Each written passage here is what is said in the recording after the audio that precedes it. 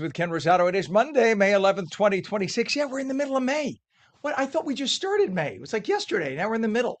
We'll take your calls at 888-658-0234, 888-658-0234 to kick things off. Meteorologist Mike Favetta. As a forecast near you, and we say, Mike, your wife had a really big Mother's Day yesterday. Yeah, had a wonderful Mother's Day. Had some time. I know. Two boys, three if you count the dog, and well, if you count me, yeah, Or you. sometimes they say a child, right? But with all of the Okay. sunny weather that was forecast yesterday, Ken, we enjoyed a spectacular weekend. Saturday, a little, right? We had the rain that came through. Not exactly outdoor weather, but I think yesterday made up for it. And it was good for moms all across New Jersey. Today, also featuring loads of sun after a couple sprinkles came through last night. So it's nice when the rain times itself out and provides us a gentle shower through the overnight hours. Now we start to clear things out again. There's still a healthy dose of clouds around this morning. You can see them here from north to south, giving us some wet weather early this morning, especially across southern New Jersey.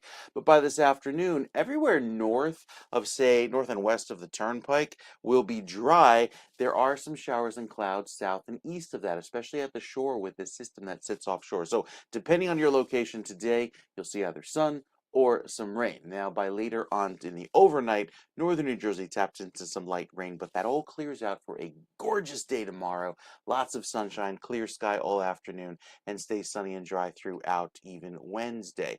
Wednesday morning could have a few lingering sprinkles across northern New Jersey, but it's the rain for Wednesday night into Thursday that ultimately gives us some more rain showers. Here's all the wet weather back off to the south and west. That's what's headed toward New Jersey by tonight into tomorrow.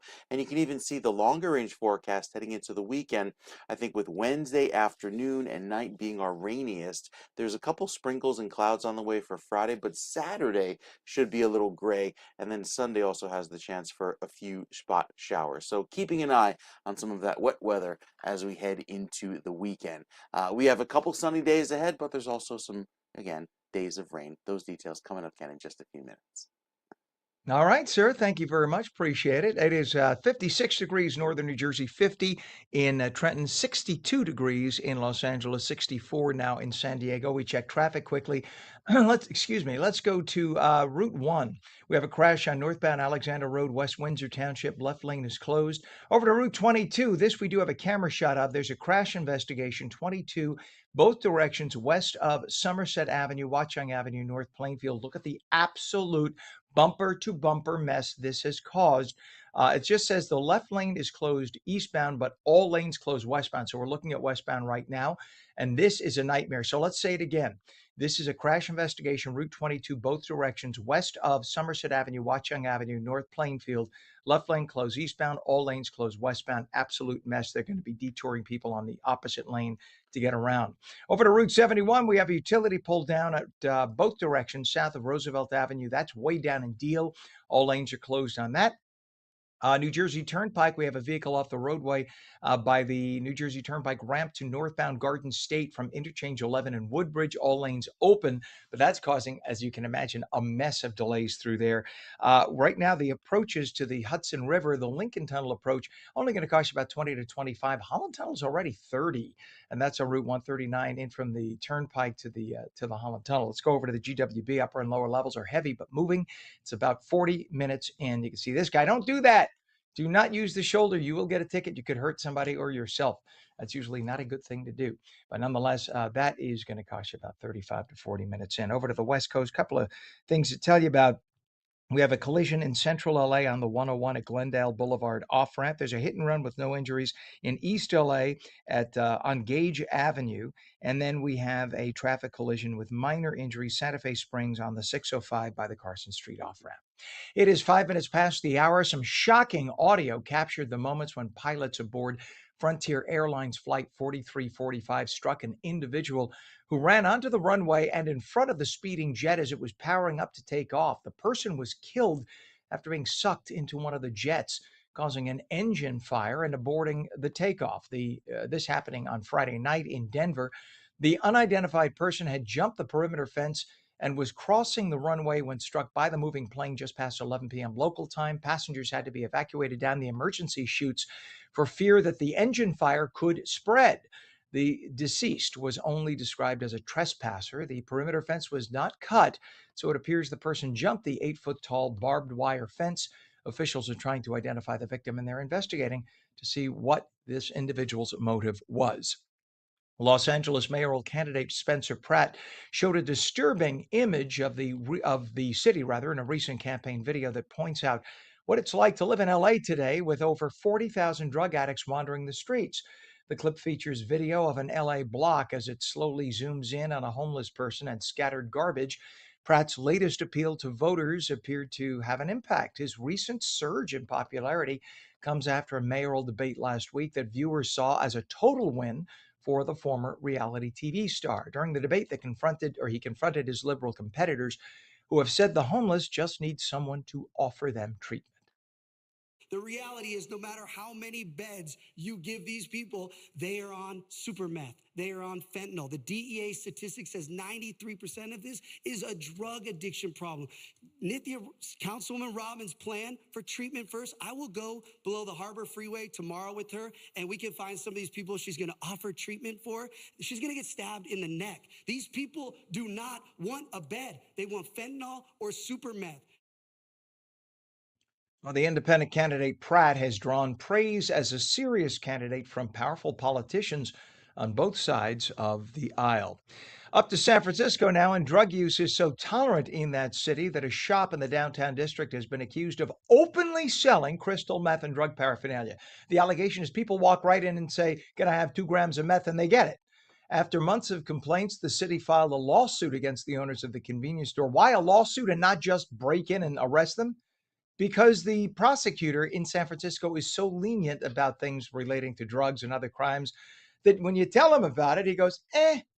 Literally, that's what they've accepted now in that part of California. You want to sell drugs openly? No, it's not eh. There are laws, sir. Follow the law. So now they've launched a lawsuit. That's all they could do. A lawsuit against the owners of the convenience store, citing the sale of methamphetamine and marijuana. Locals complain the property has attracted criminal activity to the area for years. In the last 2 years alone, San Francisco police responded to more than a dozen calls for vandalism, theft, and fights in and around that shop. During a recent raid, police seized nearly 50 grams of methamphetamine. Usually, just to give you an idea, not that I'm a drug addict, but because I'm not, but because I watch Breaking Bad. Literally 1/10 of a gram of methamphetamine is enough to make somebody stoned out of their gourd for a day or two. So imagine 50 grams. 50 grams, that's like 500 people's worth of meth. 5 pounds of marijuana and a ghost gun, too, got seized. Residents say the shop is one of dozens around the city selling illegal drugs. Dozens. Even if San Francisco wins the lawsuit, or I should say, yes, if they win the lawsuit. And notice I said if, because judges there are so far to the left that many just go, like the prosecutor. The shop will probably still remain open. Officials have asked the judge to order it shut down, but so far the judges there have all said, you got it. The Pentagon on Friday began releasing never before seen files relating to unidentified anomalous phenomena, previously known as UFOs, that the government had been holding on to for decades, saying, oh, we can't tell you about it. Now they released it. The files have been a source of intrigue for generations of people wondering if we are alone in the universe. The release came nearly a month after President Trump gave a preview of the possible contents, telling a gathering that some very interesting documents would be released by the Department of Defense. Since the release on Friday, the website received more than 300 million hits. If you'd like to check out the files for yourself and be 300 million and one, go to war.gov/UFO. Interesting. Well, how was your Mother's Day and how much did you spend? Seems Mother's Day expenses can pile up fast. Prices for one of the most popular gifts, flowers, starting to soar. A rose picked in Ecuador is flown to Miami by cargo plane, then distributed via refrigerated trucks to wholesalers or grocery stores across the U.S. By the time you gave those roses to Mom yesterday, they're probably about 3 weeks old, by the way. But this season, higher fuel prices are impacting prices on flowers flown in from Central and South America and delivered by truck across the country. Indoor plant and flower prices rose 7.5% year over year as of March, outpacing the 3.3% rise in overall inflation. More than 80% of cut flowers in the U.S. are imported from abroad, with the majority coming from Colombia and Ecuador. Well, New Jersey is about to be the focus of the world. The FIFA World Cup 26 New York, New Jersey host committee is asking cultural groups from throughout the region to perform at official fan events as the tournament draws in over 1 million tourists this summer from June 11th to July 19th. From music and dance to cultural showcases and community performances, the committee wants performers who reflect everything that makes our region special. The application deadline is today at noon. So if you have an act you want to perform, get paid a little bit of money, go to the official website, New York, New Jersey, FIFA World Cup 26. So it's NYNJFWC26.com. And you could find a link there and apply. Hopefully, you'll be one of the performers. And New Jersey Attorney General Jennifer Davenport announced the recipients of the 2026 Excellence in Policing Awards. It's meant to recognize law enforcement officers from throughout the state for exceptional service. The Detective Joseph Seals Valor Award was given to New Jersey State Police Bridgeton Station troopers for their response to a young man in Deerfield Township who tried to take his own life. Not only did they stop him from harming himself, they got him medical attention, then they went above and beyond. They followed up with welfare checks weeks beyond, and they got him support services and even helped him look for a job. Now, they didn't have to do that. They did that out of the kindness of their own hearts. There were a number of other awards also given. The awards help show gratitude to officers who often do not get the best media coverage when they do their jobs. And yes, it's a thankless job in many cases. 13 minutes past the hour. When we return, many families are feeling the pressure of packed schedules this time of year. Did you know that acupuncture may be the answer? We'll have somebody on to tell you all about it. Plus, meteorologist Mike Favetta exhausted for taking care of the new mommy. Well, she's not a new mommy. She's a mommy for the second time in his life. We'll tell you all about that too with the forecast. And we'll take your calls at 888-658-0234. You're watching Mornings with Ken Rosato, now live on the East Coast and the West Coast. Don't go away. We're coming back in 2 minutes.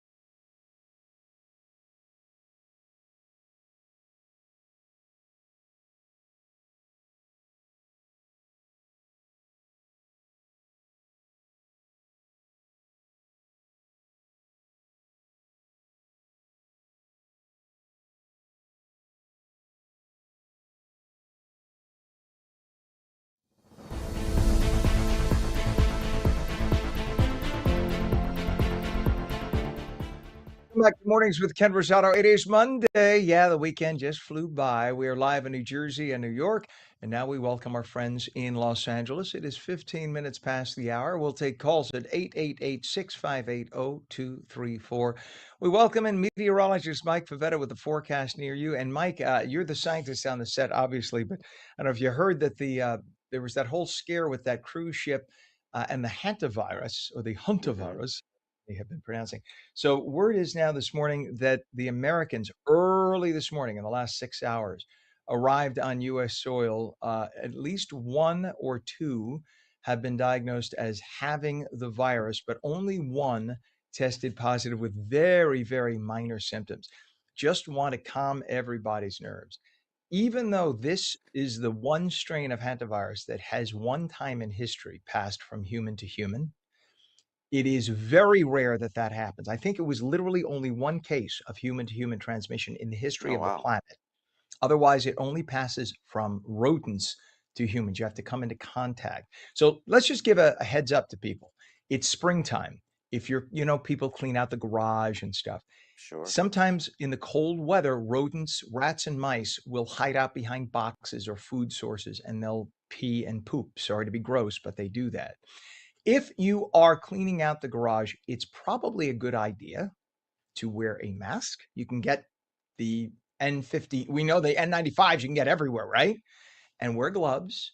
And then before you take off the mask, throw out the gloves, throw out the mask, and then take a shower afterward, just in case.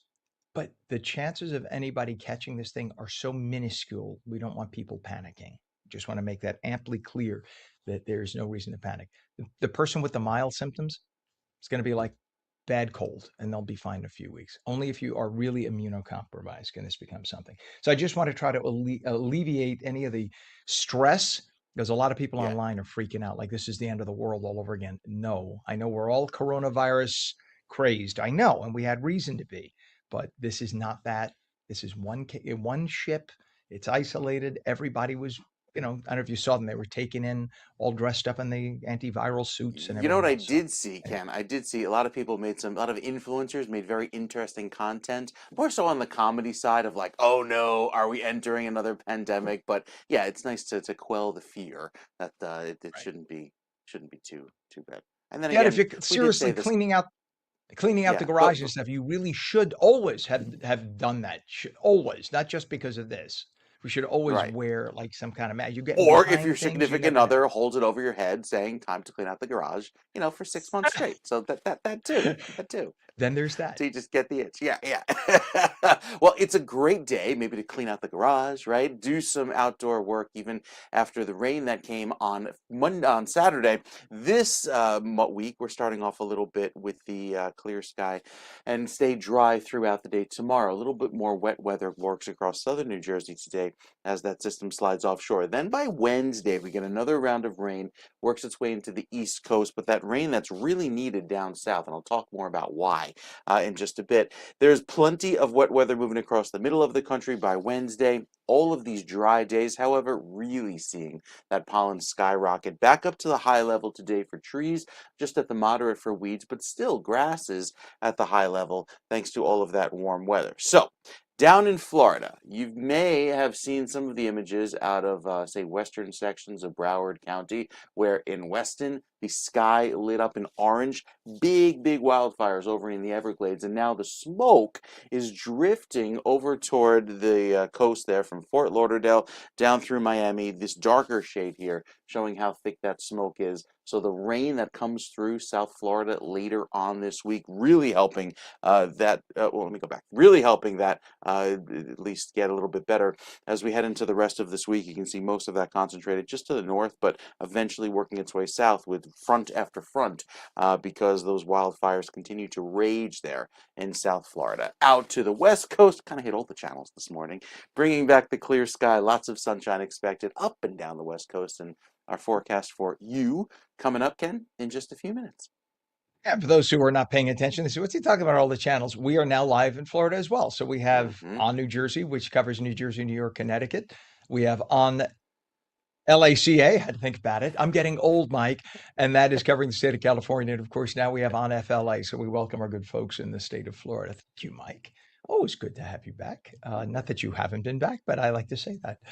It is 52 degrees right now, northern New Jersey, Sarah. It is 50 in Trenton. Over to the West Coast, 60 now in Los Angeles, 62 in San Diego. In terms of traffic, we have a mess here on Route 22. Let's go to this.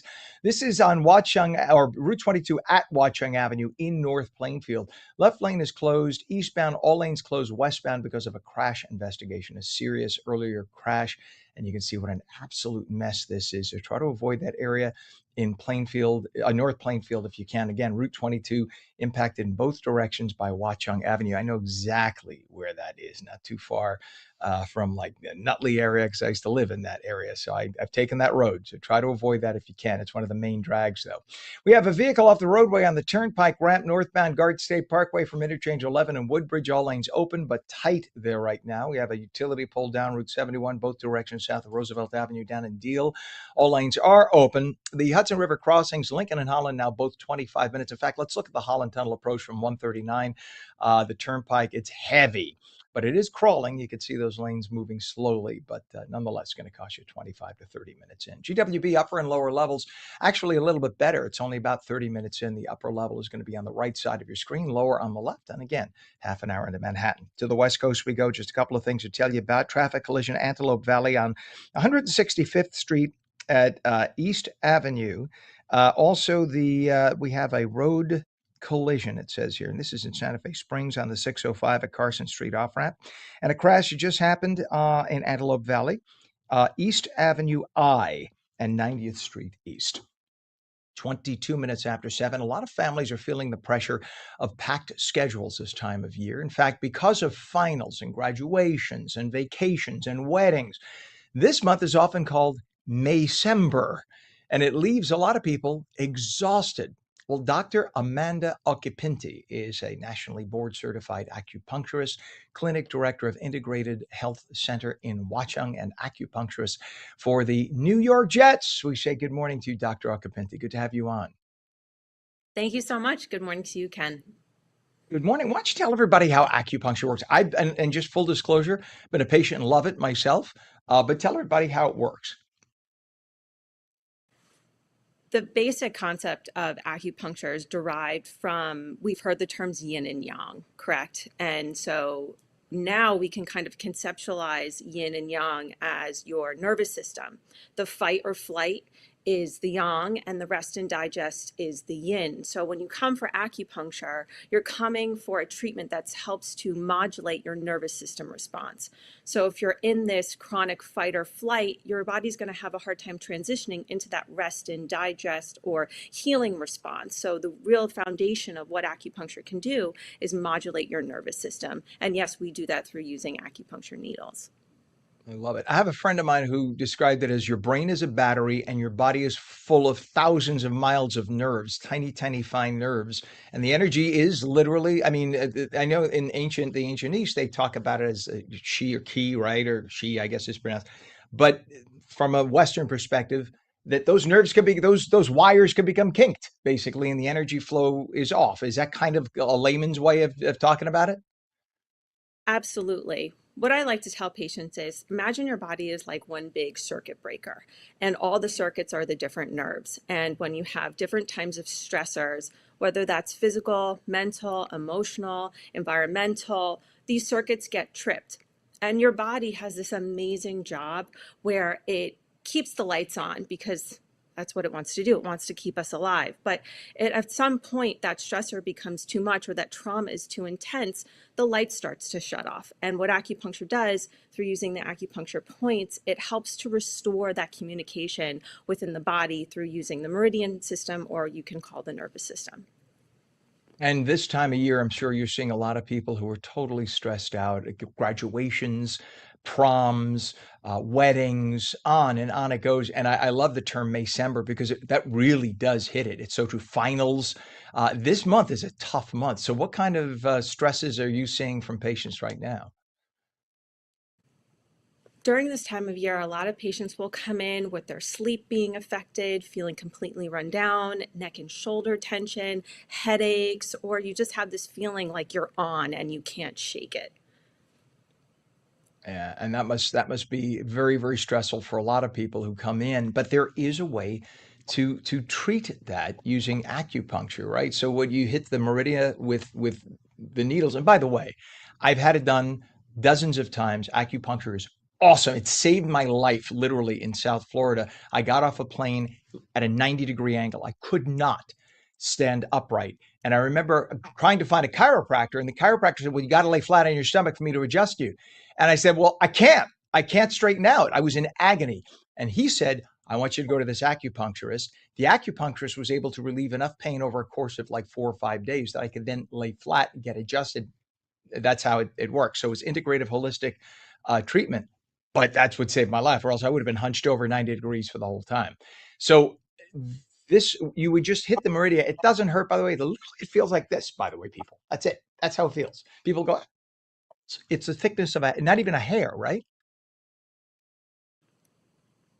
First of all, Ken, I'm so glad that you had that experience and that you're sharing that with people, because people will come to me often and I'm like a last resort sometimes, because people just don't think about acupuncture as a first line defense for some things. And don't get me wrong, it's not for very acute emergency situation. Right. If your shoulder is not connected to your body, please go to the ER. Don't come to my office. But for Right.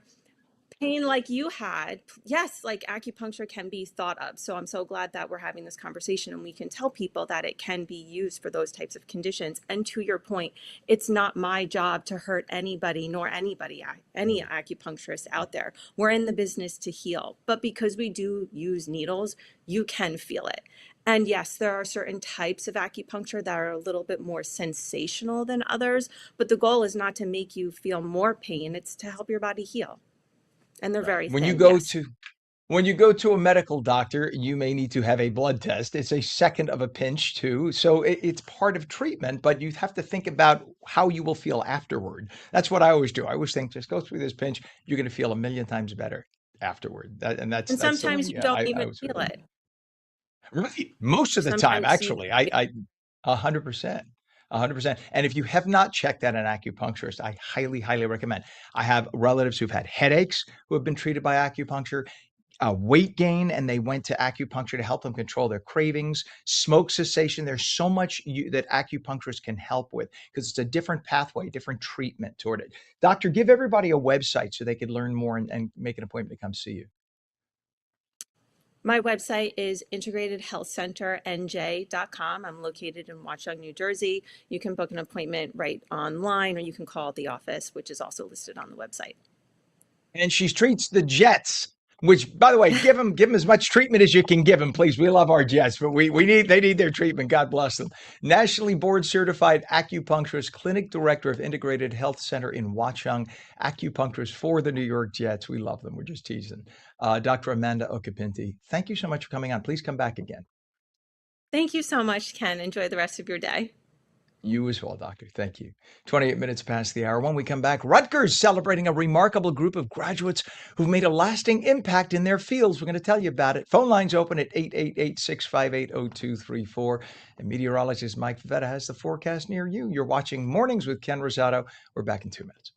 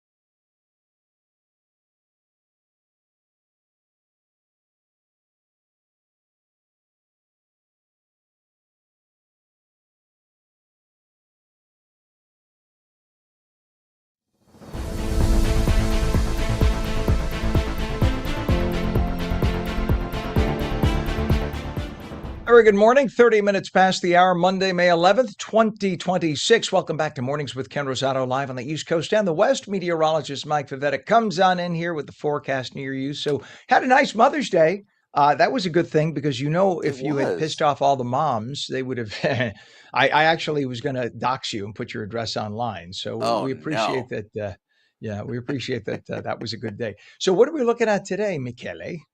We have a beautiful afternoon, unless you're in southern New Jersey. I mean, hey, if you love puddle jumping, then it's a beautiful afternoon for you because there's some rain on the way. If you're south and east of the turnpike today, some wet weather moves in. But if you're way out west, you have a lovely afternoon ahead down there toward LA with plenty of sunshine expected throughout this afternoon. This little low pressure kind of meanders eastward, giving all of LA a little bit of a marine layer right through tomorrow afternoon, right along the coast, but inland you'll find nice sunny clear weather. Then a front sweeps through by the end of this week, clearing that area out and staying dry for the next several days. So little to no rainfall expected there, as well it just stays dry like you'd expect in LA. But again, you get some rain from time to time. Not the case today or even this week. Back out east, you can see some of those light showers early this morning exiting across southern New Jersey, and there could be some of that rain lingering into this afternoon as another round comes in later on today. You can kind of see it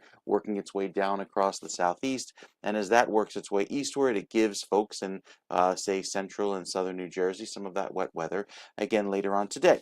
Wednesday, our next opportunity for some rain all across New Jersey as another front pushes through, and then by Friday, it's just kind of a cloudy, cool finish to the week with some sprinkles around. Saturday should turn sunny, but we likely see some clouds again by Sunday, and then I think we're going to be a little bit wetter as we head into the first part of next week. So again, we'll finish out today dry. Tomorrow, beautiful sunshine all day long. Wednesday across New Jersey has all of that rain come in, especially by the afternoon, clearing by Thursday. But look what happens on Friday. This low kind of parks itself over Maine and keeps those clouds spinning around over New Jersey. We'll only be in the 50s by Friday afternoon, so it'll feel much cooler, but there's a warm up on the way heading into Memorial Day weekend. That red is kind of creeping back into New Jersey, and that's some good news. We'll look forward to that, and we'll talk more about that coming up with your next weather update, Ken, in a few minutes.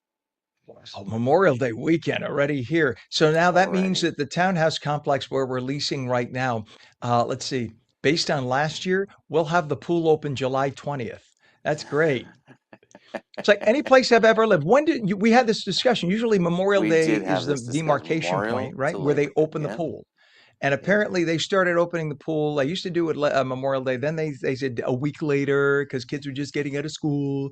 And that, I think it's to save money with the lifeguard. There's no other reason why. We only have Sure. what is that? August 2nd. That's Pep. Pep says open the pool August 2nd so you can close it August 20th. But that's like what it is. Last year they didn't open the Mm-hmm. pool till like almost July, and it was closed by the end of Ah, August. It's like why even open it? terrible. I don't know. With Should I longer stop my summers, you can kvetching? open it now in April when we had those 90-degree days. It Open it in happens. April and close it December, and I'll be swimming the Done. whole time. Done. All right, Mike. We'll check back, sir. Thank you. Appreciate it. 56 degrees now, northern New Jersey, 50 degrees in Trenton. So we got a little warming more in the north than in the south, or central, I should say. That's really central. Vineland is 52. And down in Cape May, it's about, it says 52 as well in Cape May. Now we look at the West Coast. Los Angeles has 60 degrees and San Diego 61 degrees. Our traffic, we have an absolute mess on Route 22. This is because of a crash investigation.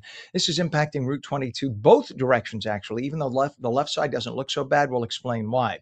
So this is from a crash, an earlier very serious crash. Usually that means somebody's life was in jeopardy in one way or the other. So they have the westbound lanes are entirely closed. The eastbound has one left lane closed, and that's why you are seeing some traffic flowing on the eastbound side. That's what's coming toward you. The westbound side is closed. So they're detouring people off about a half a mile beyond that point. It's an absolute mess. So try to avoid Route 22 in North Plainfield at all costs if you can. Just got this in on Route 440. There is a crash southbound just north of New Brunswick Avenue, Perth Amboy. The right lane is closed there.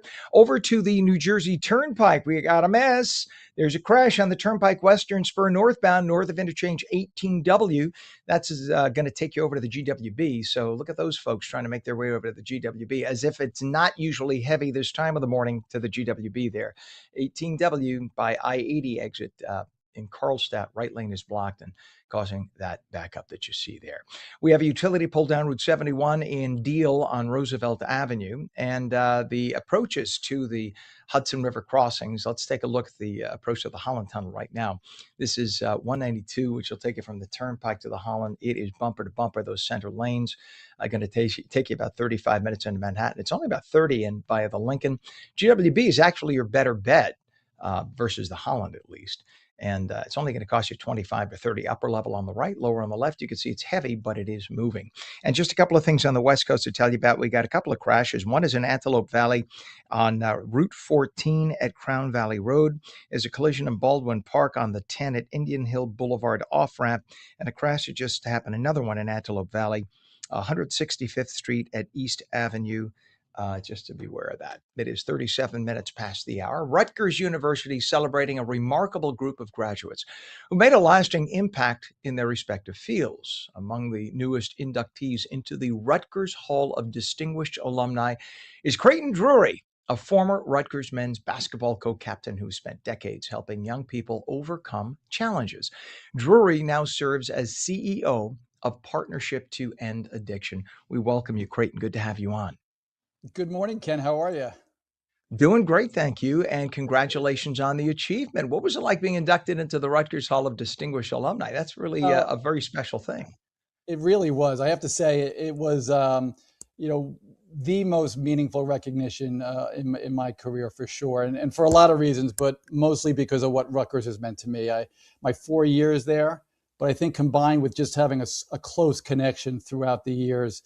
And knowing so many people in the Rutgers community, it was really very meaningful. And the team at Rutgers, what a fantastic job they did. And it was a special honor to be inducted with my fellow honorees who are doing incredible work across the state. Now, you were a great student athlete yourself. How did that help shape the path that you are on today? It was formative in so many ways. I think about my experience growing up, playing high school in New Jersey, but also at Rutgers, which was a great honor.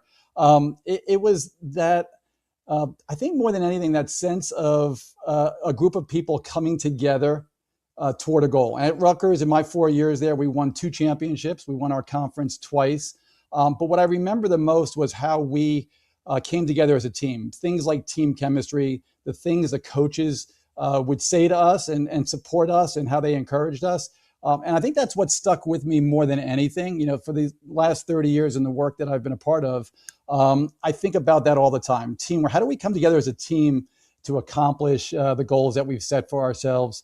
In many ways, I was a point guard for most of my time playing basketball and at Rutgers. And I oftentimes think about that. I said, my job was to get the ball to the guy who had the hot hand, play great defense, be that encourager, as one of the co-captains. And in many ways, in the different stops I've had through the years, that experience as well has helped, I think, shape how I think about creating teams that are doing great things for young people in particular, and that's really been the work. And I was going to say, you've dedicated so much of your career to helping young people, and why specifically helping young people? Do you harken back to yourself at those younger days and all the stresses you may have had and how you dealt with it? Because you're the CEO of Partnership to End Addiction. So what are some of the biggest challenges that families and communities are facing? And what do you bring from when you were younger to that? Yeah, I know, absolutely. I mean, I think first of all, my Rutgers experience, I think along with my parents growing up were my biggest influences in the career path I've chosen. And it really has been this sense of encouragement to follow my passion and my purpose. And I remember, thinking back to my Rutgers days and the things my coaches, my professors, my mentors, and others did to help support me and encourage me and really build a sense of belonging and a real belief that I could, set whatever dreams I wanted to and accomplish them. And I don't think I realized it at the time, Ken, but looking back a few years later when I felt this pull to work with young people, I recognized that those experiences at Rutgers were very much, a big influence for the path that I've chosen. And for 30 years now, I've been working with some really terrific nonprofit organizations that are working with kids. And for me, it's been about creating opportunities for young people, education, housing, leadership, career pathways. But one of the things that has led to where I am now at Partnership to End Addiction has been this through line about the importance of helping young people to build the skills and the resilience and the network around them to be able to address mental health and substance use challenges. And that's the work we're doing at Partnership to End Addiction right now. And there really couldn't be a more important time to help empower parents, families, communities on what they need to know to help do the same thing for young people that I was able to get at Rutgers. Yeah, for so many people, addiction is a coping mechanism. It's not the problem per se initially. It's the symptom of how they're dealing with a problem. And so there's so much, that's why it's so difficult, right, to help people oftentimes with addiction, and why so many people try and then fall again and fall again. But the idea of teaching them that you could be resilient, you could overcome it, and by dealing with those root problems, you could live a very healthful and good and positive life. That's so essential. What's a website if people want to get help, like with an organization as your own? Yeah, so at Partnership to End Addiction, we're at drugfree.org. And so social media at Partnership to End Addiction. And Ken, I just want to emphasize what you talked about. It's addiction is a disease. It's a health issue. It's not a moral issue. It's a health issue. It affects 50 million Americans. And here's the point I just want to emphasize. 9 in 10 of those began using drugs or alcohol in their teenage years. Adolescent brain development, preventing it and treating it early is so important, but you need to know what to do. And that's exactly what we do at Partnership to End Addiction. We empower families, parents, professionals with the tools for preventing and treating addiction, because if you address it early, it's going to make all the difference in the world. And equipping young people with resilience and the skills they need to help navigate it on their own, so critical. And so if you have questions, please reach out to us. We 9 million parents we helped last year, and we're looking to grow that. And so that's in terms of impact, and that has great effect in terms of reducing rates of substance use disorder and promoting all kinds of healthy outcomes, which is really what it's all about. Yeah, treat it like you would treat pneumonia, right? I mean, we're so silly that there's still a segment of our society that feels that it's a weakness. It's not a weakness. You got to treat it. It's an illness, and you got to treat it like you would treat any illness, and stop with the stigmas, for gosh sakes. Just treat it. One of the newest inductees into the Rutgers Hall of Distinguished Alumni, CEO of Partnership to End Addiction, Creighton Drury. Thank you for coming on this morning again. Congratulations to you. Well deserved. Thanks so much, Ken. I appreciate it. You bet. Thank you. 43 minutes past the hour. When we come back, as most AI companies are rushing to build massive data centers that gobble up lots of electricity, there's a California startup that decided small is better, and there's power in numbers. On New Jersey's brand and digital strategist Fisher will be here to explain when we come back in 2 minutes.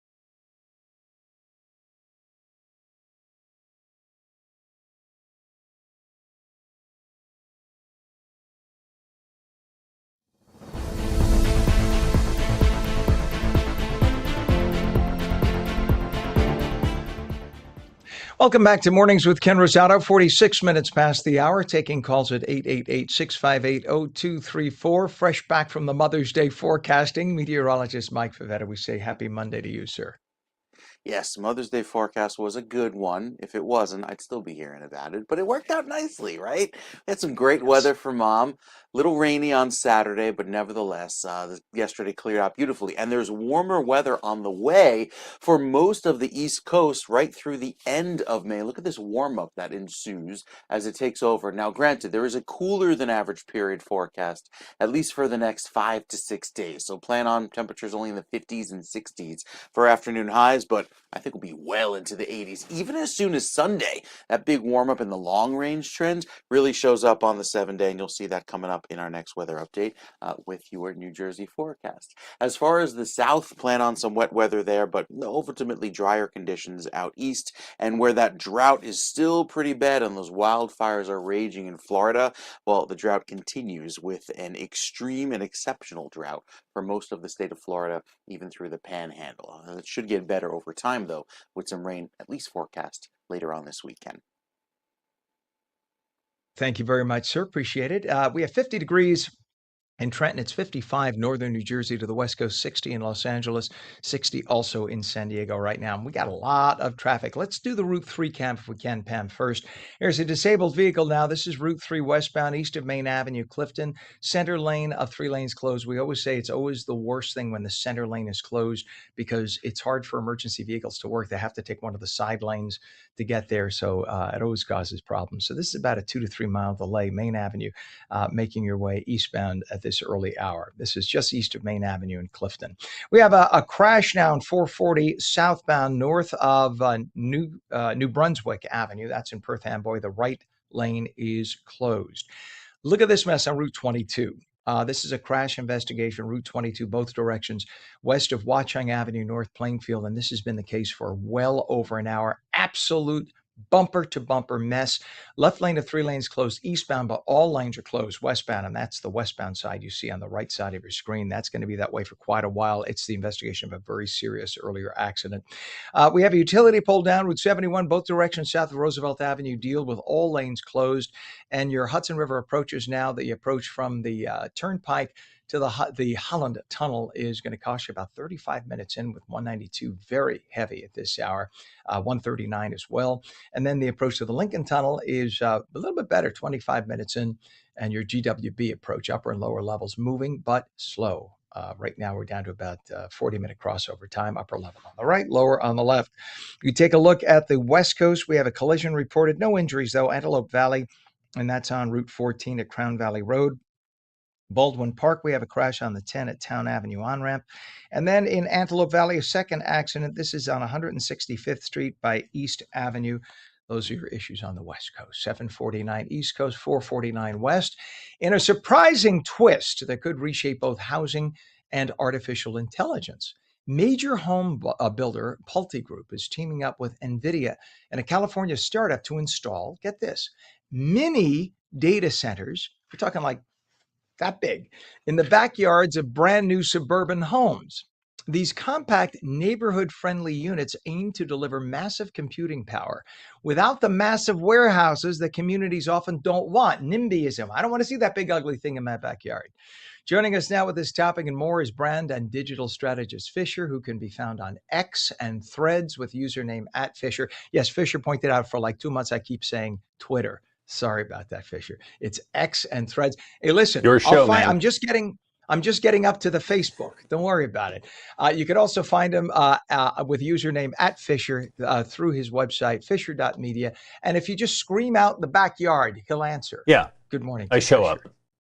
Yes, It's amazing. It's I like just Superman. fly in. Yeah. You got that red cape. It's cool. I So do. instead of fighting local town councils to get building permits and having to build literally mini nuclear power plants to get online, this startup has a brilliant concept. It's like bypass all that. Let's put a zillion mini AI centers the size of central air units in people's house or outside people's houses. Brilliant idea. Yeah, Span is a startup and they make smart electrical panels. Fantastic panels, great quality. I've been following them for years.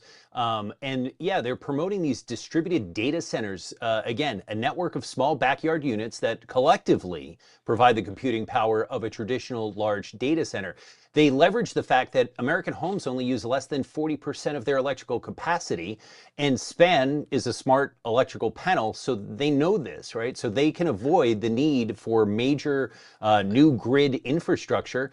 And again, they partner with AI chip manufacturer NVIDIA, which is integrating its technology into the units to reduce noise and speed up AI development. The project aims, like you said, to bypass local opposition to massive warehouse-style data centers. Now, each of these units are about the size of a standard HVAC condenser, so not that bad.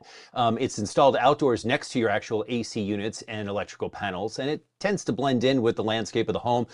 They claim 8,000 units, Span claims 8,000 units can be installed 6 times faster and 5 times lower cost than building a 100 megawatt centralized data center. Installations are free during new home construction. Span may actually pay the homeowner's electricity and internet bills for that usage for the distributed data center.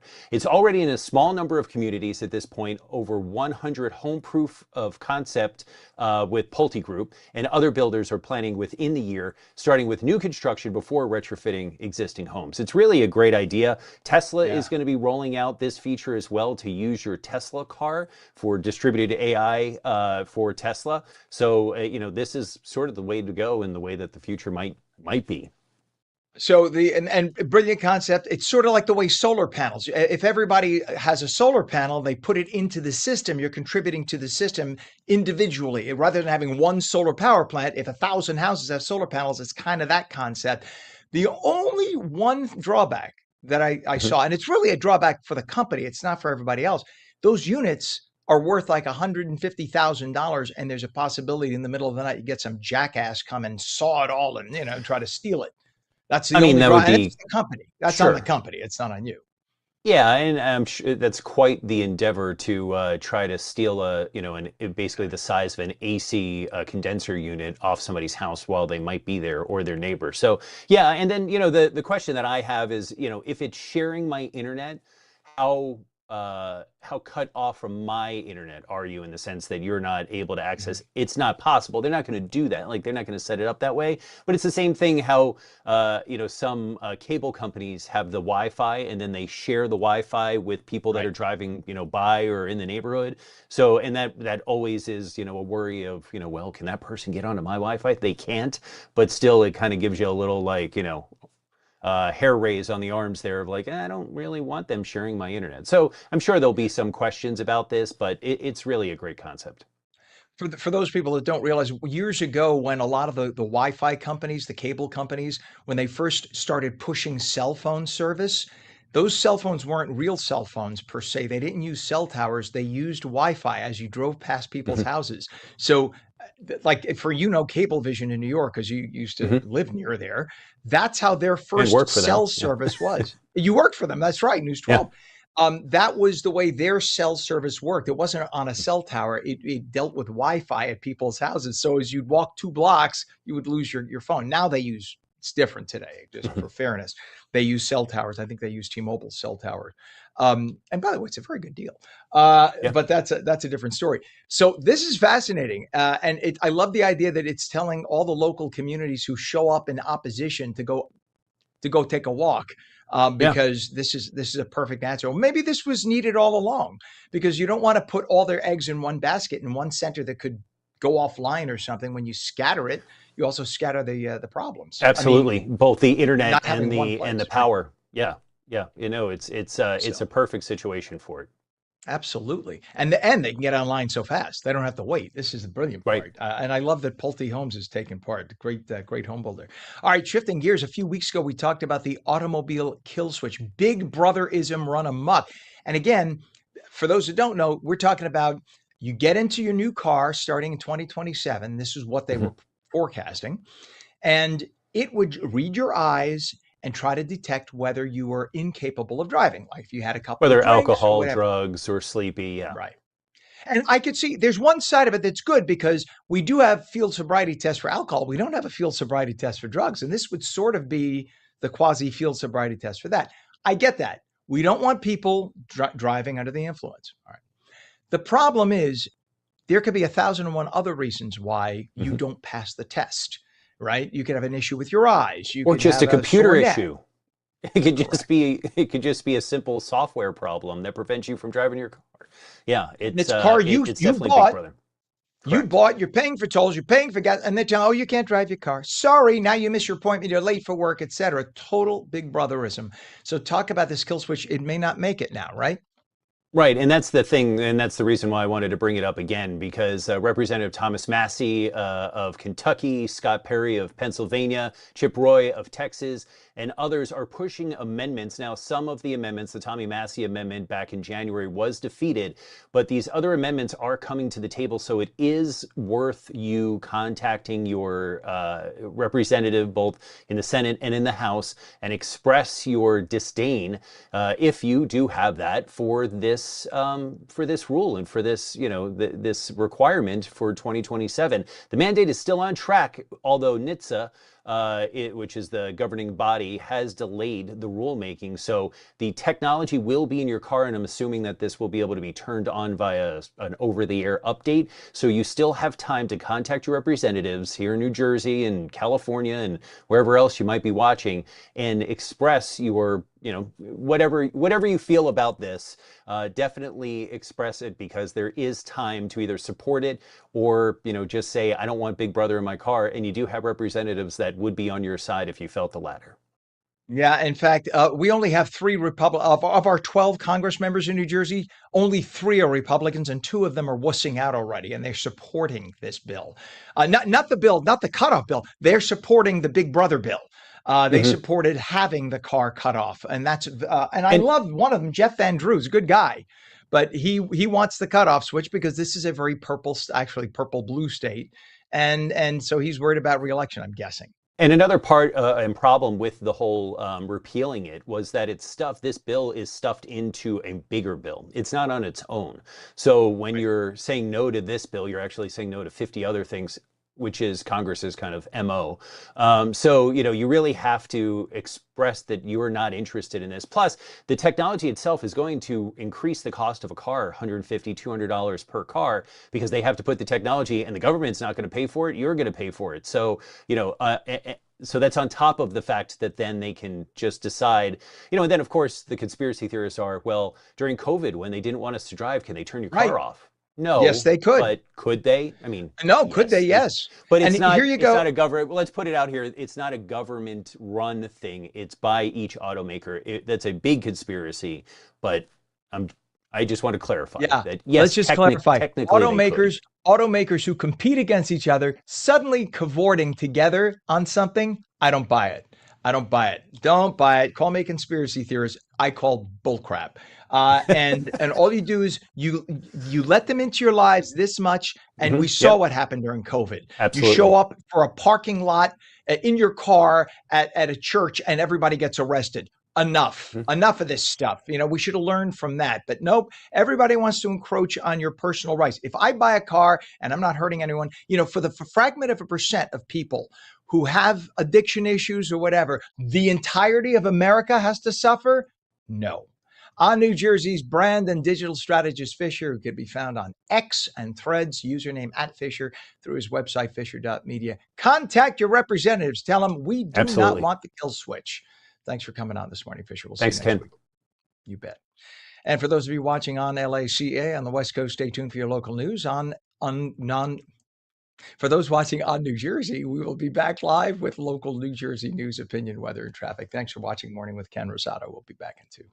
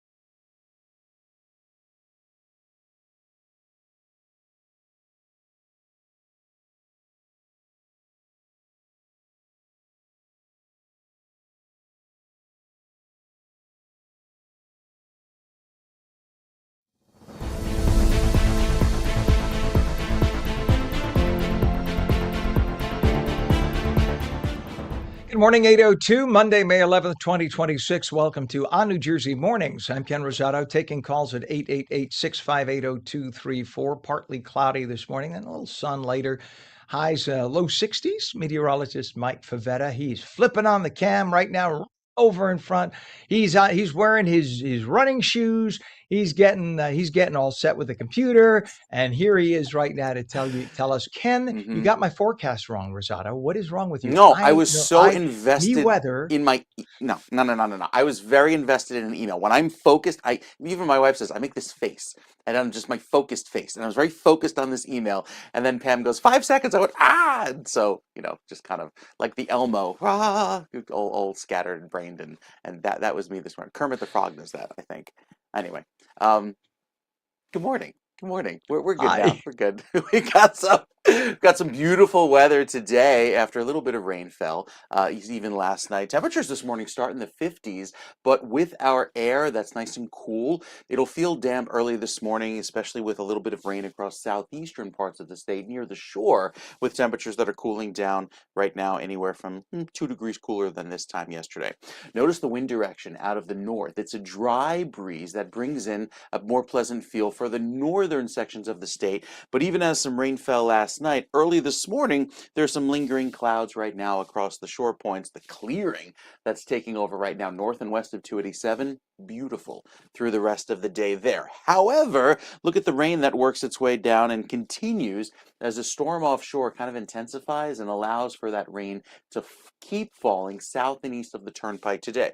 So while you're beautiful and sunny in the upper 60s there in northern New Jersey, especially through the lunch hour, it's raining down the shore, and it'll likely stay that way through the dinner time hour tonight.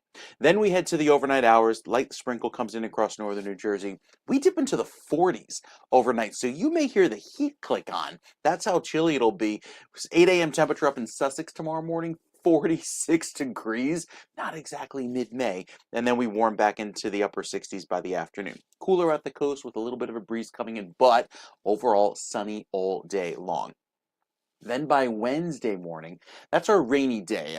Likely see some wet weather in the forecast early on, and then we get a few breaks of sun, and then more rain comes in later on that evening. So Wednesday, a wet day, but it clears by Thursday with a mix of clouds and sun. And then we're just kind of stuck in this cloudy pattern throughout the day on Friday, keeping temperatures a little bit cooler. So as far as the forecast goes, we're beautiful and sunny and dry for the rest of the day today, northern New Jersey. The shore points will stay wet, and tomorrow is dry all day, but a little bit cooler with some rain in the forecast throughout the day on Wednesday, and then some spot showers in there by Thursday, Ken. All right, thank you very much, Mike. We have 54 degrees northern New Jersey, 51 in Trenton, and we have a lot of issues on the roadways right now. Let's go to the Garden State Parkway. We have a crash on the GSP northbound just south of the Asbury Toll Plaza. Tinton Falls, all lanes open. You could see on the shoulder there, they're working on that issue. This is, again, a crash. Garden State Parkway northbound, south of Asbury Toll Plaza, Tinton Falls, all lanes open. Vehicles being worked on. You can see the flatbed taking that away right now. Issues now also on Route 71. There's a utility pulled down both directions south of Roosevelt Avenue down in Deal. All lanes are now closed on Route 71 in Deal as a result. Let's go to Route 1, US 1. We have a crash on US 1 southbound by Plainfield Avenue, Edison. Right lane of 3 lanes closed. Look at this absolute mess of traffic that it's causing. Just an absolute mess as a result. We have a problem on 440. We have a crash southbound north of New Brunswick Avenue, Perth Amboy. The right lane of 3 lanes closed. Over to Route 22, a problem that's been going on all morning long. There's a crash investigation. Route 22, both directions impacted. This is west of Watchung Avenue, North Plainfield. The left lane of 3 lanes closed eastbound. All lanes closed westbound. That's what you see on the right side of your screen. That's the westbound side. It's an absolute mess in North Plainfield. Avoid Route 22 at all costs. This is an absolute mess. That's going to be going on because that's an investigation of a serious accident. When they say serious accident, that involves somebody's life one way or the other. So just let them do their work, take a different route, and say, thank God, there but for the grace of God go I, and that'll help you think positive. Your approaches to the Hudson River, Lincoln and Holland right now, both 30 minutes into Manhattan, GWB upper and lower levels. About 40 minutes in, we look at the upper level on the right, lower level on the left, and you can see it's slow but moving into Manhattan at this hour. It is 7 minutes after 8, and Newark Mayor Ross Baraka announced the 2026 recipients of the Love Your Block Newark mini grant program on Friday. Residents received grants of up to $5,000 to make Newark's neighborhoods cleaner and greener. In all, 16 grants were given to neighborhood associations. Go Newark. A crazed ex-firefighter allegedly lost it after his now former girlfriend dumped him and was allegedly ready to take action when he drove 8 hours, allegedly intending to kill her family in South Toms River. That is according to court officials. 37-year-old Brian John Lanzim allegedly had 2 guns and a bullet-resistant vest when he drove from Bangor, Maine to New Jersey after the mother of his 2 kids broke up with him, and then she filed, I should say, a temporary restraining order against him. Officials say Lanzim wanted to kill the family. This is the allegation from the court. He wanted to kill the family of his ex to get custody of his kids.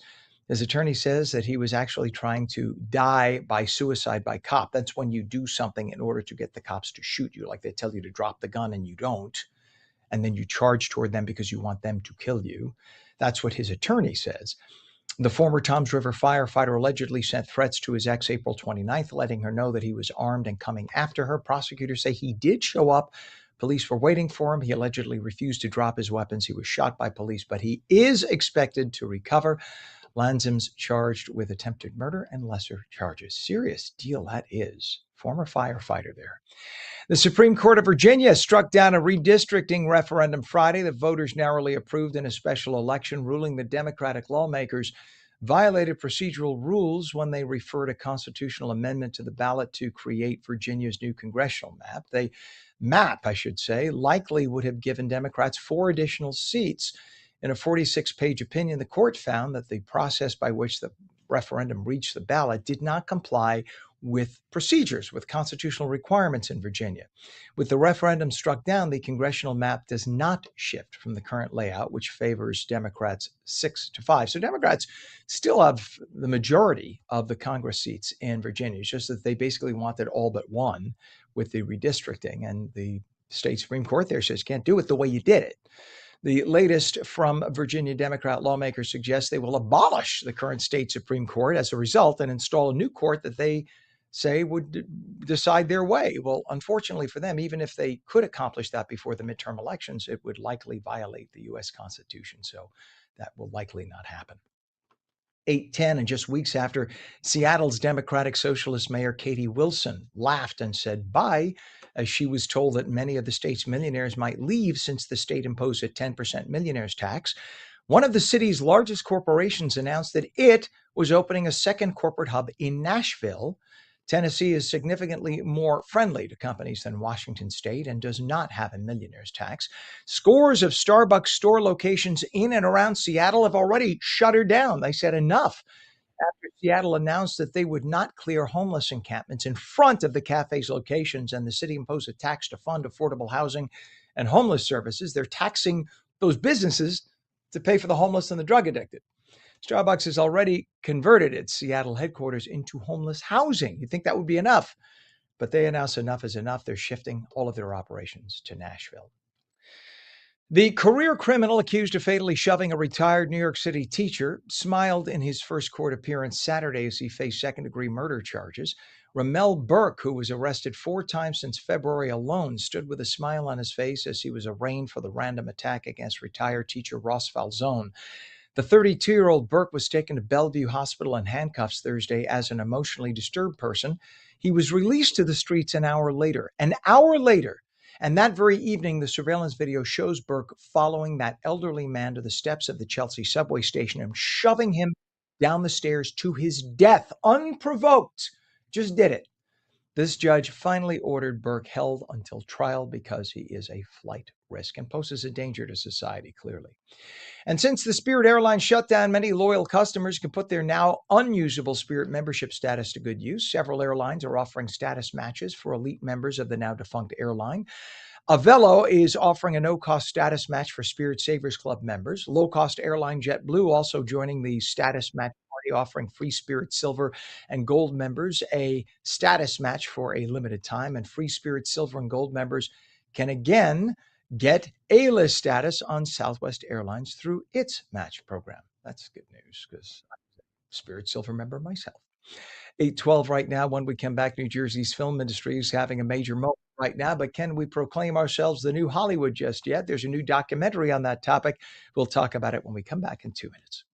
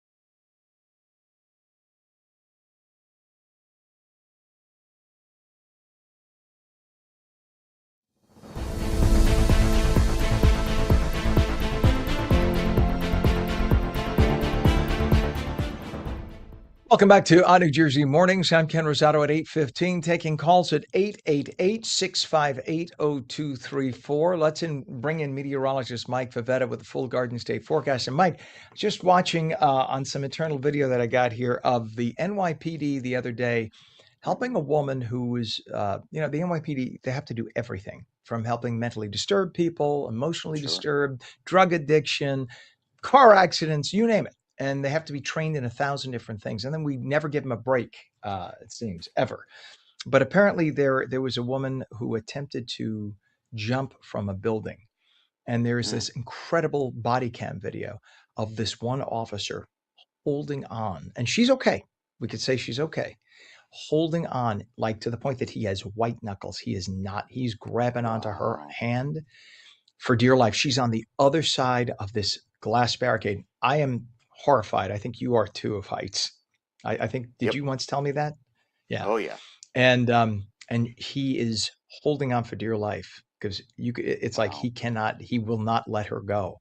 And she wants to go and he will not let her go. And amazingly, he got her, he talked to her calmly for like an hour and got her in. Hmm. Just to kudos to our NYPD, to the police all over the country who just don't get the pat on the back that they deserve for what they do on a daily basis. Just have to put That's that out true. there. No, we love to share the good stories because so many times you hear the not so great stories. So the good ones significantly outweigh the bad, and another great example of that. We've got some great weather ahead this weekend. Beautiful skies this afternoon, unless you find yourself in central and southern New Jersey at the coast, where it stays kind of cloudy and gray today. But up in northern New Jersey, you'll be nice and sunny and dry, making it up into the mid-60s today, which is a few degrees shy of average. Look at the clouds and showers exiting earlier this morning, but the clouds kind of hanging on there at the beaches, and more rain is on the way for you. Some of that wet weather now crossing the Delaware Bay. So with all of this cloud cover that comes on in for the coast this afternoon, northern New Jersey stays nice and dry, and you can see that here with the Futurecast clearing out beautifully today. Tomorrow, even sunnier, staying clear all afternoon long with highs up in the mid 60s, 50s at the coast, and then 70s by Wednesday, but that'll be followed by some rain later Wednesday evening. I think the rain is a Wednesday evening into early Thursday morning deal with some spotty sprinkles into Friday. So it's kind of a wet finish to the week, but not a washout. There'll still be some opportunities for some clear sky.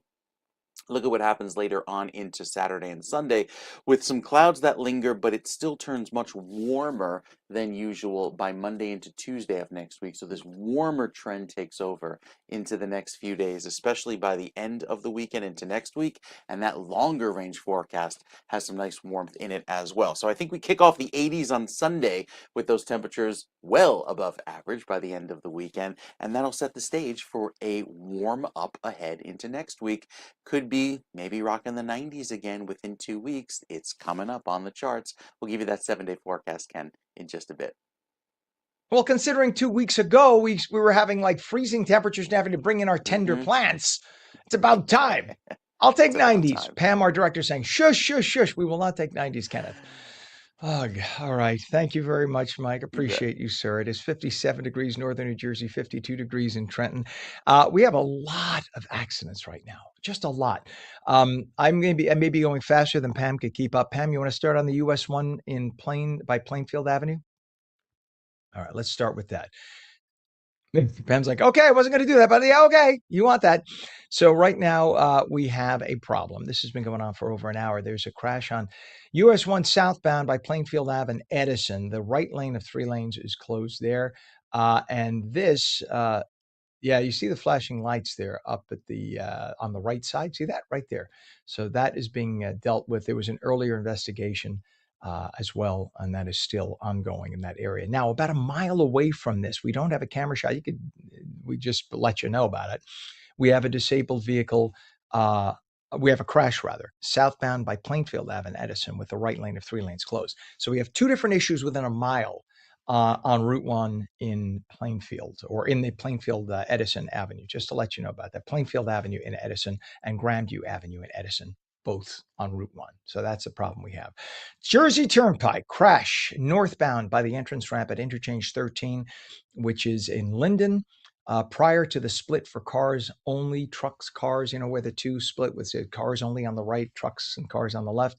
So vehicles are moved to the right shoulder. Apparently somebody couldn't decide where to go. And you know what happens at the last second, they say, yeah, I'll cut across 14 lanes. And that's how you get into an accident. So that happened.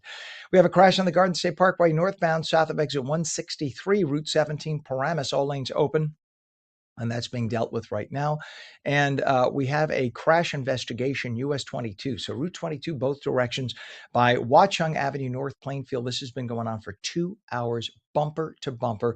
The left lane of 3 lanes closed eastbound, all lanes closed westbound. That's the right side of your screen. So people are being detoured off. That's why it's moving so slowly.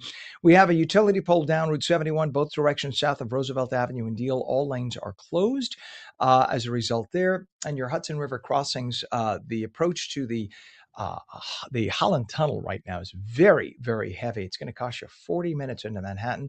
The approach to the Lincoln Tunnel, there you go. You can see those cars on the right side just not moving. The cars on the left that are moving, by the way, are getting off on local roads in Jersey City, just so you know. That's why they were able to get by. The approach to the Lincoln Tunnel is actually much better, 25 minutes in, and your GWB upper and lower levels, upper level on the right of your screen, lower on the left, much better. The upper level is your best bet there. It's only 20 to 25 minutes in. Lower level on your left is going to be 25 to 30. It is 8:21, and shocking audio captured the moments when pilots aboard Frontier Airlines Flight 4345 struck an individual who ran onto the runway and in front of a speeding jet as it was trying to take off. The person was killed after being sucked into one of the jets. You'll see what happens here. Look at the screen. You'll see sparks. And that's terrifying because that's a person right there. That is what happened there. They don't know why this person was on the runway. And you could see the result of, afterward, everybody had to evacuate down the slides because when the jet engine catches fire, that's a fully loaded with fuel jet.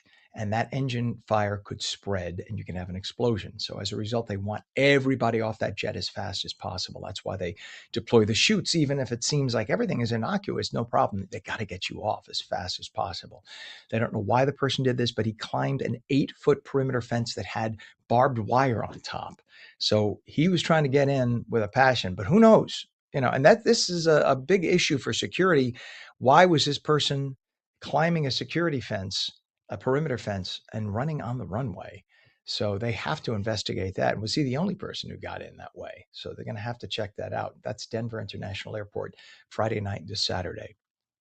It is 8:22. Los Angeles mayoral candidate Spencer Pratt showed a disturbing image of the city in a recent campaign video that points out what it's like to live in LA today with over 40,000 drug addicts wandering the streets. The clip features video of an LA block as it slowly zooms in on a homeless person and scattered garbage. Pratt's latest appeal to voters appeared to have an impact. His, recent surge in popularity comes after a mayoral debate last week that viewers saw as a total win for the former reality TV star. During the debate, he confronted his liberal competitors who have said the homeless just need someone to offer them treatment. The reality is, no matter how many beds you give these people, they are on super meth. They are on fentanyl. The DEA statistic says 93% of this is a drug addiction problem. Nithya, Councilwoman Robbins' plan for treatment first, I will go below the Harbor Freeway tomorrow with her, and we can find some of these people she's going to offer treatment for. She's going to get stabbed in the neck. These people do not want a bed. They want fentanyl or super meth. Well, the independent candidate Pratt has drawn praise as a serious candidate from powerful politicians on both sides of the aisle. Drug use is so tolerant in San Francisco that a shop in the downtown district has been accused of openly selling crystal meth and drug paraphernalia. Yeah, the locals say you could literally walk in and say, I'll take 2 grams of meth, and they just, like it's a pack of cigarettes. Here you go. After months of complaints, certain members of the city council, they couldn't get the prosecutors, the DA, to do damn squat about it. They just shrugged their shoulder and go, what are you going to do? What are you going to do? This is politicians run amok. They don't follow their own laws. They let the city turn into a disgrace. Homeless, drug addicted, and now stores literally openly selling drugs. We're not talking like a little joint. We're talking crystal freaking meth. After months of complaints, certain members of the city council filed a lawsuit against the owners of that convenience store you saw. Citing the sale of meth and marijuana, locals complain the properties attracted criminal activity for years to the area. In fact, in the last 2 years alone, San Fran police responded to more than a dozen calls for vandalism, theft, and fights in and around the shop. Now, mind you, that doesn't mean there were only a dozen calls. There were hundreds of calls. Most of the time, the police say, we don't have anyone to send. Or if it's only some loitering person, we're not going to send anyone. So a dozen actually showed up and found open drug dealing and drug sales, etc. And during a recent raid, police seized nearly 50 grams of crystal meth, 5 pounds of marijuana, and a ghost gun. That was just one call.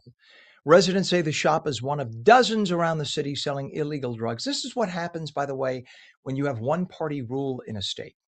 Nobody cares. Nobody cares because there are no consequences. And somebody's getting paid off. Somebody's getting paid off. A lot of people getting some money. Yes, I'm making the accusation. Go ahead and sue me. Somebody's getting paid off because why else would you not enforce your own laws? Why? I'm sure people who live there do not like open drug dealing and loitering and guns and stuff. They don't like it. When I used to work for Channel 7, I used to go into low-income housing and talk to people. Everybody said the same thing. Tell them we're tired of it. Do something about it. But the prosecutors all say, no, it's unfair to prosecute these people. Really? Really? So let's just have open drug sales. This is what we've come down to. To the prosecutors in San Francisco, follow the laws that your local people, your local legislators have voted for and that the mayor signed into law, and the governor and the federal government. The Pentagon on Friday began releasing never-before-seen files relating to unidentified I knew I would do that. Anomalous phenomena. It used to be called UFOs. Now they're called UAPs. The government has been holding on to this info for decades. The files have been a source of intrigue for generations of people wondering if we are alone in the universe. The release came nearly a month after President Trump gave a preview of the possible contents, telling a gathering that there is some very interesting stuff that would be released by the Department of Defense or the Department of War. Since the release on Friday, the website received more than 300 million hits. If you want to check it out yourself, go to war.gov/UFO. I love it. I love how it's the Department of War and they're still calling it UFOs, not UAPs. Only the elitists call them UAPs in the Department of Defense. It is coming up on 8:30 right now. And when we return, we will have lots more news, traffic, weather. Don't go away. You're watching on New Jersey Mornings. We're back in 2.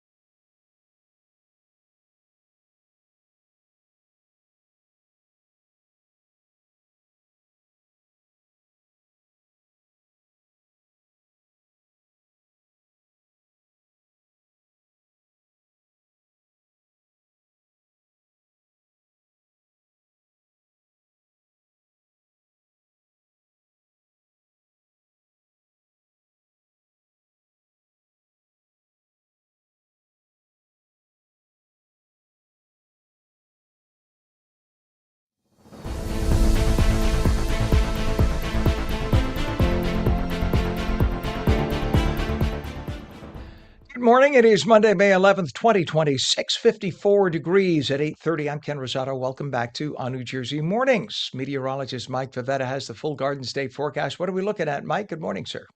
Good morning, Ken. We've got a beautiful day ahead if you find yourself in northern New Jersey. Southern New Jersey has mostly clouds and showers that return for the better part of the day, with the clouds hanging low there and that rain coming down from Atlantic City and Ocean City.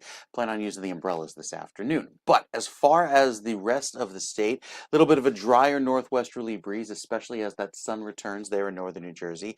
Gusts today, maybe up to 20 miles per hour, but the really windy part of the forecast happens on Wednesday, even with tomorrow's light breezes off of the ocean, bringing in some of those cooler, chilly ocean breezes by the afternoon, cooling you down. It's Wednesday with the south wind that could be gusting up to gale force at the coast, making it very windy as that rain comes in and that wet weather gets going, giving us some showers beginning Wednesday afternoon into the evening and into Thursday morning. That will help drop the pollen levels after a lot of tree pollen and a lot of grass pollen.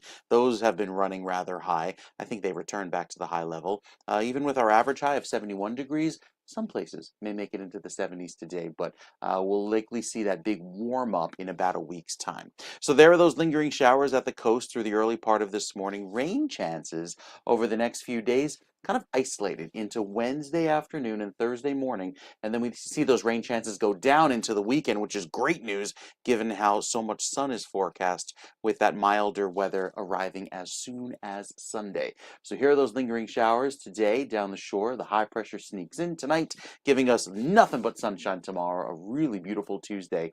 Then the rain comes back in by Wednesday afternoon, giving us some showers into Thursday morning. When that finally clears, we're not exactly clearing out into Thursday afternoon and Friday. There's still some lingering sprinkles, some spotty showers and clouds. It's Sunday that eventually sees that clearing, and then by Sunday afternoon, we're back to very warm weather. Check out the 7-day forecast. With the clear sky tomorrow, really our only totally sunny and dry day this week, because it's back to rain on Wednesday afternoon, lingering into Thursday with those showers. Friday is kind of a meh day, maybe mix of clouds and sun with a sprinkle, but this weekend sees a nice warming trend back into the 80s on Sunday, and that warmth even spreads down toward the coast. 70s at the beaches this weekend because of a dry northwesterly wind pushing away the cooler influence of the ocean air, which is still in the 50s this time of year. So lovely warm weather on the way, just in time for Memorial Day week as we head into next week. I love how by the end of August, early September, the ocean temp Mhm. for most of you, not always, but most of the time is in our area is only upper 70s, maybe Right. 80, maybe on a hot, like if we had an early hot Sure. spring, whatever. South Florida, nobody would put their toe in the water under 80, 81 degrees. Nobody. Because you could go Yeah. down, I mean, it never gets below like 74, 75, even Hmm. in January in South Right. Florida, in the water, I'm talking. And no, but you'd have to be somebody from like Norway visiting South Florida to be caught with your toe in the water at 74 degrees. It's so Yeah. the warmest ocean temperature here is one of the coldest ocean temperatures in Fort Lauderdale. I love it. All right, sir. I only pointed out because we are now on onfla.com, our new channel down there. So I'm sure the people are chuckling.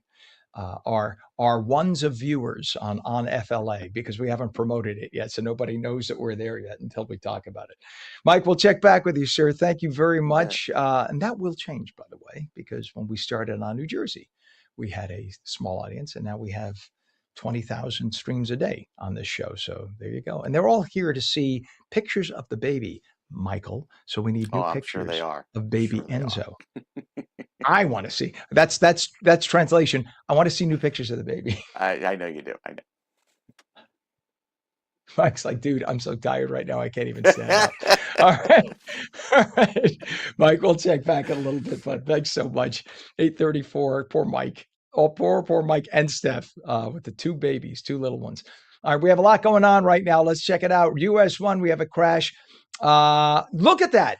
As I said it, Pam, our director, they literally updated and took it away. So I'm not even going to talk about it. Let's go right to Route 22, shall we? Shall we? There's a crash investigation, Route 22, both directions, west of Watchung Avenue, North Plainfield. I'm throwing a curveball at Pam, so it's going to take a second. But this Route 22 crash, this is an absolute mess. Look at this mess. Crash investigation. So the crash was several hours back, and the investigation's been going on all morning long. The left lane to 3 lanes closed eastbound, all lanes closed westbound. Just an absolute mess. We have a crash on the Garden State Parkway, northbound, south of exit 163 Paramus. That's by Route 17. All lanes are open, though. We have a problem on the Jersey Turnpike northbound entrance ramp by Interchange 13. That's in Linden prior to the split where the cars and trucks split. Right there, somebody was trying to get over apparently, and there was an accident. Route 71, utility pole down both directions south of Roosevelt Avenue and Deal. All lanes are currently closed there in your approaches to the Hudson River, the Holland Tunnel right now. Bumper to bumper, Route 139, making your way from the Turnpike. Look at that, just stopped to the Holland Tunnel. Lincoln Tunnel is only 25 to 30, and the GWB upper and lower levels, upper level on the right, lower on the left, actually not that bad this morning. It's only 25 to 30. The upper level there on the right with the trucks is moving pretty well. Usually this hour, that's a mess. 8:36, a new chapter unfolded at one of New Jersey's most iconic arts destinations as Paper Mill Playhouse expanded its experience beyond the stage with the grand opening of the newly reimagined F.M. Kirby Carriage House restaurant and event space. For the first time, the Millburn venue in the public 5 days a week, offering a blend of elevated dining, live piano nights, and even interactive murder mystery dinners. This is transforming Paper Mill into a true year-round destination to experience a great show and have a great dinner all under one roof. Mike Stotts is the executive director of Paper Mill Playhouse. We say good morning and welcome, Mike. Good morning, Ken. Thanks for having me. I always love when I hear your voice. I always say when I grow up, I want to have a voice like that. You have a great voice.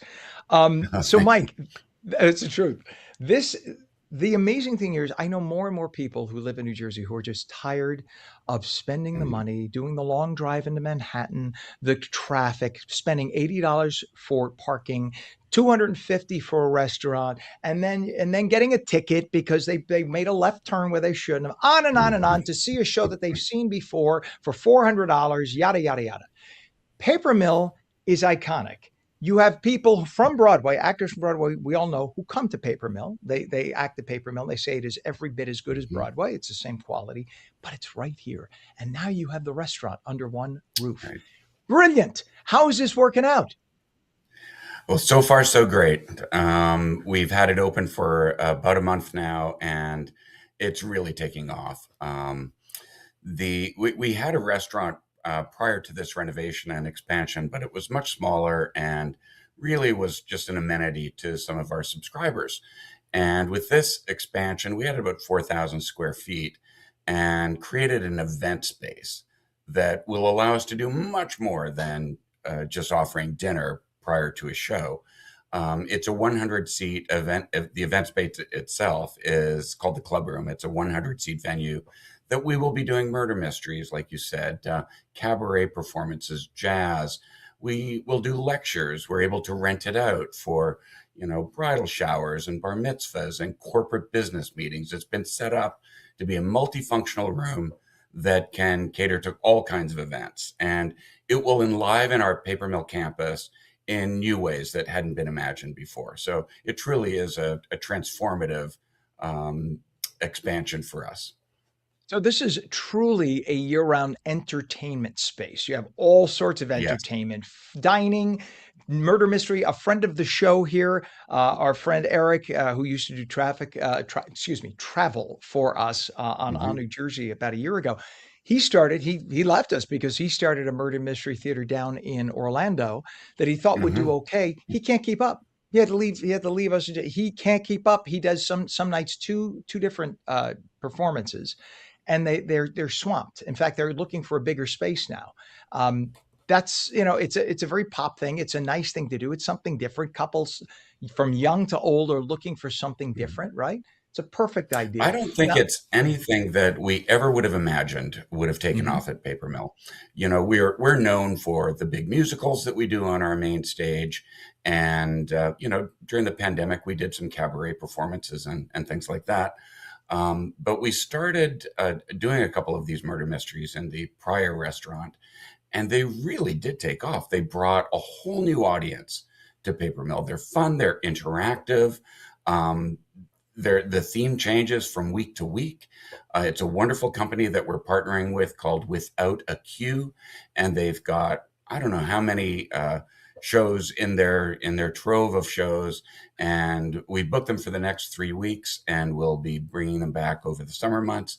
It really is an enhancement to what Paper Mill has been doing all these years.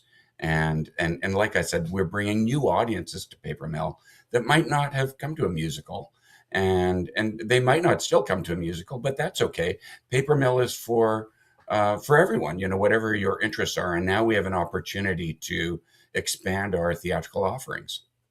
absolutely. Well, no matter what, whether Paper Mill brings people to the restaurant or the restaurant brings people to Paper Mill, it's all under one roof. Right. You can go and make it a one-stop shop. But the nice thing is, you can go and get your free parking and then go in and enjoy a Absolutely. nice leisurely meal, and then have a Mhm. wonderful show. You're talking, these are all like Broadway quality actors, and a fantastic show without having to schlep into Manhattan, right here in New Jersey. And when you're done, you just get on the local roads and drive home. You don't have to go through a tunnel or a bridge or any of that stuff. It is fantastic.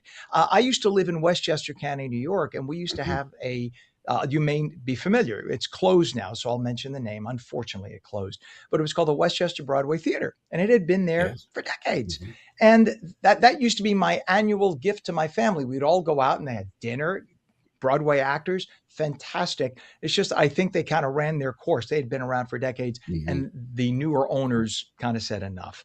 But it used to pack every time I would go. People love this kind of entertainment, and Paper Mill never fails.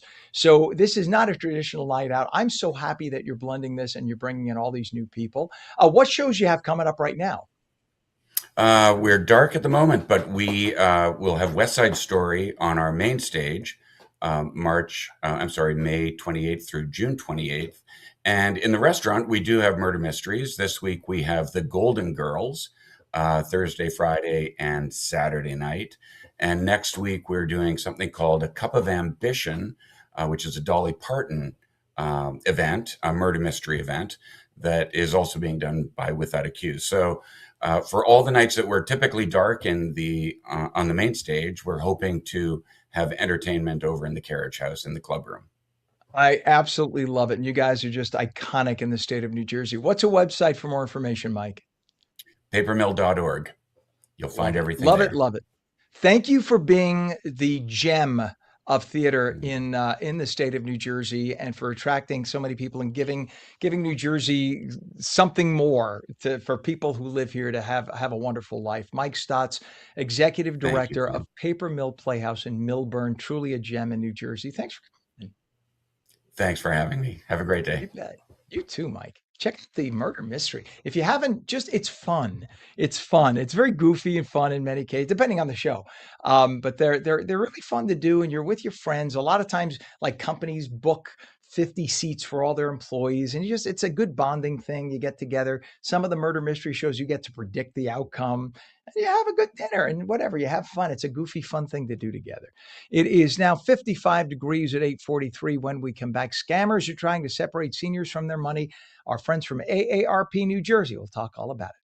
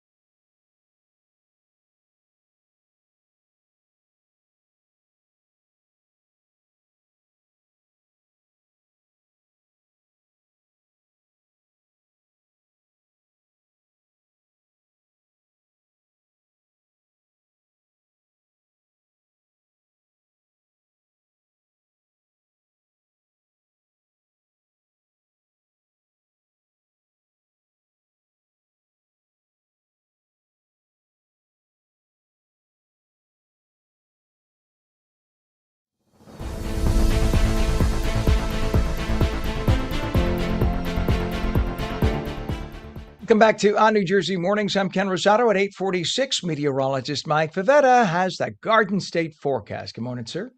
And what a beautiful forecast it is, Ken, heading into this afternoon and tomorrow, especially with all that sunny weather.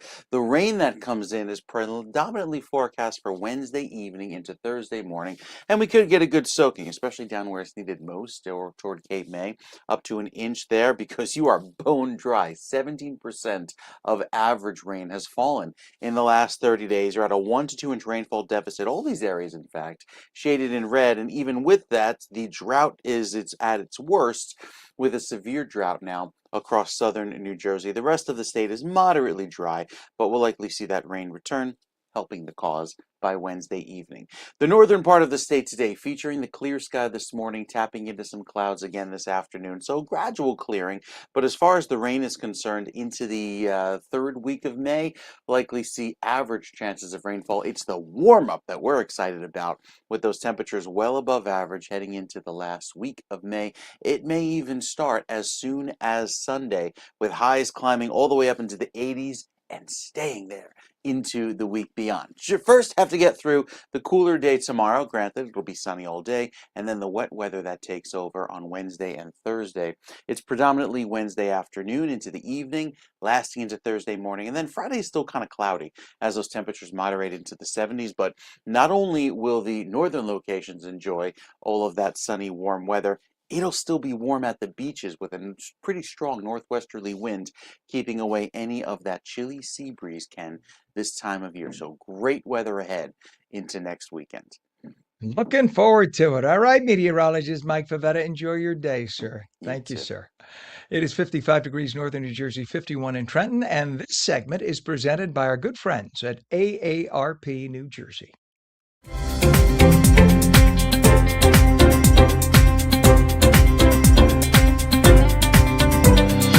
As New Jersey works to protect some of its most vulnerable residents, oversight and accountability in long-term care facilities remain a critical priority. The Office of the State Comptroller plays a key role in investigating fraud, ensuring transparency, and safeguarding taxpayer dollars, especially when it comes to Medicaid-funded services. Medicaid money is such a big chunk of the state budget. Joining us now are New Jersey Comptroller Shirley Emma-Helu and Josh Lickblau, who's director of the Medicaid Fraud Division, to discuss how their office is working to protect seniors and strengthen trust in the system. Good morning to both of you. Good morning, Ken. And I said Emma-Helu, it's Emma-Helu, right? That is perfect. All right. And I practiced it too. I'm sorry I made a mistake going in initially. Shirley, please tell us the role of the comptroller in New Jersey, because I think a lot of people hear it and they say they've heard it pronounced controller, comptroller. Tell us what a controller does, and it's all about the bucks, right? That's absolutely right. And it is comptroller with a P. Our role at a high level is to protect New Jersey taxpayer dollars. We ensure that taxpayer dollars are spent as they're supposed to be. That is efficiently, transparently, and in the best interests of the public. We do that through our investigations, our contract reviews, our audits, and we identify any red flags that may be occurring to make sure that any unusual spending inconsistencies are addressed. And we do this really to promote transparency, to promote accountability, and to build trust in our governmental systems. So when your office comes knocking, that's when we should be shaking in our boots. So we don't want to be. But if you're just honest and you take care of your books the right way, you don't have to worry about it, right? That's absolutely correct. Certainly we are an oversight agency, and we, take our work very seriously. But we are often collaborating with our governmental entities that we are auditing or investigating, really to help them reach compliance. We are not just here to be a boogeyman of sorts. We really are endeavoring to help to make sure our governmental entities are working as they're supposed to be, and to make sure that the Medicaid program that is administered by the state is being operating thoroughly, effectively, efficiently, and that providers are not abusing the Medicaid program and obtaining reimbursements that they are not entitled to. So we certainly take our role very seriously. But again, our endeavor is to make sure that we are moving toward compliance, and we are often doing that in a collaborative but very serious fashion. And of course, Shirley gave us the perfect segue there because we have our Medicaid person right here. So thank you for that, Shirley. Josh, what is the mission of the Medicaid Fraud Division? And Medicaid, I think a lot of people don't realize what percentage of the state budget goes to Medicaid. Isn't it close to half? It's like 40 something percent. It's the second largest expenditure in our state budget, behind education. The state overall, in total, with federal and state dollars, spends over 26 billion with a B dollars on the Medicaid program, which covers about 1.8 million residents of the state. Almost half the children in New Jersey are on Medicaid. It is a very large program, and our role is essentially the watchdog of the program. As Shirley was saying, we guard the fisc of the program, so we make sure that the money is spent effectively and appropriately as it's supposed to be spent. We audit, investigate providers, Medicaid providers, among many other things, and we work to improve the oversight of the Medicaid program, which is essentially a joint venture between the state and managed care organizations, insurance companies, which provide the networks for the Medicaid beneficiaries. Yeah, I mean, when you talk about billions and billions of dollars, the opportunity for somebody to cheat the system is so there, and that's why it is so essential to have you, Shirley, and you, Josh, there to make sure, and your agencies, your respective agencies, to make sure that people stay on the straight and narrow, because the temptation is there, I'm sure, for many people. Although we have 99%, thankfully, of our medical providers who are as honest as the day is long, and then you get those few. Don't just double bill this, double bill that, they'll never notice. And they do that to the tune of millions of dollars. So surely transparency you talked about is so essential, specifically now in nursing homes and long-term care facilities. That's really important, isn't it? Absolutely, and that's been one of our focus areas in the past couple years. It's a very important area. My father himself, before he passed away, spent time in a nursing home, and really, the public is trusting these facilities to take care of their loved ones, sometimes at end of stage of life or through a medical crisis. And so we are working hard every day to make sure that nursing homes are providing care that is sufficient to meet the needs of the residents, that they are not cutting corners through understaffing, through inappropriate billings to basically profiteer off the Medicaid program at the expense of nursing home residents. Now, obviously there are bad apples. There are also good apples, many so, in the nursing home industry, but we really want to make sure that those facilities that are not meeting the needs of their residents, while at the same time profiting from the Medicaid program, that we are going after them, that we are seeking recoupments of Medicaid payments, that we are seeking penalties where appropriate. And Josh can tell you more about our successes, but I believe to date we've recouped over $100 million for the Medicaid program. And that goes back not just to the federal government, but also to the state. So we are also preserving important state dollars. That's amazing. And we're down to our last minute, but I definitely have to bring Josh in on that. Some of the warning signs that people need to look out for when it comes to potential fraud, Josh. Well, in a nursing home setting, I think the easiest or the most apparent warning sign would be low staffing, high turnover in staffing. If you or a loved one is in a nursing home and you see that care is not being given in a timely way, that's a warning sign of a major problem. There's a long-term care ombudsman who's essentially an advocate for residents who's available to help in those situations. Our office is available as well. But I think that the easiest warning sign, the quickest one to see, is a low staffing. So if you're visiting someone in a nursing home and you see that staff is overwhelmed, there's not nearly enough people to address the needs of the residents, that's a big problem. And that is a big deal. And having an 88 and 95-year-old parents right now who have been in nursing homes recently for rehab, I've witnessed it firsthand, and I know exactly what you're talking about. Two different nursing homes, totally different. One had lots of staff, one had none. And I heard all the rumors about the one that had none. So I appreciate you both. New Jersey is very lucky to have you both keeping an eye on things. We appreciate you. We'd love to have you back. Again, the website for AARP is aarp.org/New Jersey/NJ. New Jersey Comptroller, and that's Comptroller, Shirley Emahelu, and Director of Medicaid Fraud Division, Josh Lichtblau. Thank you both for coming on this morning, and thank you both for what you do. We appreciate you. Thank you. Thank you, Ken. You bet. And that is on New Jersey Mornings for your Monday. Yes, we made it through Monday. Meteorologist Mike Favetta says partly cloudy this morning, becoming mostly cloudy later, especially a chance of showers way down south, south central. Highs about 61 degrees. It is Monday, May 11th, 2026. I'm Ken Rosato.